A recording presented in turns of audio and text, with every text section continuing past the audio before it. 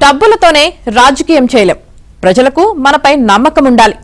డబ్బుతోనే అన్ని నడుస్తాయనుకుంటే డబ్బులున్న వాళ్లే రాజకీయం చేస్తారు. మనలాంటి వాళ్లు చేయలేరని సీఎం చంద్రబాబు అన్నారు. టీడీపీ కేంద్ర కార్యాలయంలో పార్లమెంటరీ నియోజకవర్గ కమిటీల వర్క్షాప్ లో ఆయన మాట్లాడారు.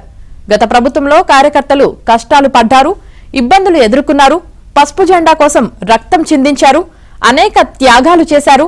అందుకే పార్టీలో ఎవరికి ఏ పదవి ఇచ్చినా కార్యకర్తల అభిప్రాయానికి పెద్దపీట వేస్తున్నాం. సమర్థ నాయకులు తయారు కావడానికి టీడీపీ ఓ వేదిక అని తెలిపారు. పొలిటికల్ గవర్నెన్స్ లో పార్లమెంటరీ కమిటీలు కీలకమని, ఆ నియోజకవర్గం పరిధిలో చేపట్టే సంక్షేమం, అభివృద్ధి కార్యక్రమాల్లో ఆయా కమిటీల అధ్యక్షులతో ఎమ్మెల్యేలు, ఎంపీలు సమన్వయం చేసుకోవాలని సూచించారు. ఈ కమిటీలు మిత్రపక్షాలైన జనసేన, బీజేపీతో సమన్వయం చేసుకుంటూ కార్యక్రమాలు నిర్వహించాలని కోరారు. పదవులు తీసుకున్న వారి పనితీరును 3 నెలలకొకసారి అధ్యయనం చేస్తాం. సరిగా చేయకపోతే పక్కన పెట్టి మరొకరికి అవకాశం ఇస్తామని తెలిపారు. తిరుమలేశడి లడ్డూ ప్రసాదంలో కల్తీ నెయ్యి కలిపారని, దానిని సమర్థించుకుంటున్నారంటే ఏం చేయాలని ప్రశ్నించారు.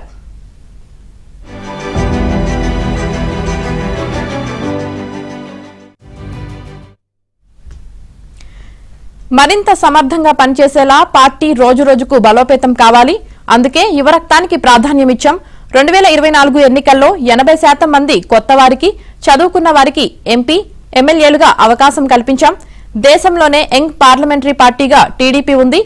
సమర్థులకు పెద్దపీట వేశాం. 2024 ఎన్నికల్లో కూటమికి ఎన్ని ఓట్లు వచ్చాయో 2029లో అంతకు 10 ఓట్లు అదనంగా రావాలి. సంక్షేమం, అభివృద్ధి కార్యక్రమాలతో 2024 ఎన్నికల నాటికంటే కూటమి మరింత బలోపేతమైంది. ఎన్నికలప్పుడే ప్రజల వద్దకు వెళ్లడం కాదు, ప్రభుత్వ కార్యక్రమాలను వివరించేందుకు వారితో మమేకం కావాలి. పార్టీ కంటే ఏదీ ముఖ్యం కాదు. ఎవరు నిర్లక్ష్యం వహించినా పక్కన పెడతా. పార్టీ సిద్ధాంతానికి అందరూ కట్టుబడి పనిచేయాలి. వచ్చిన అధికారాన్ని మళ్లీ నిలబెట్టుకునే బాధ్యత నాయకత్వం, శ్రేణులపై ఉంది. నాయకులెవరూ క్యాడర్ను విస్మరించకూడదు.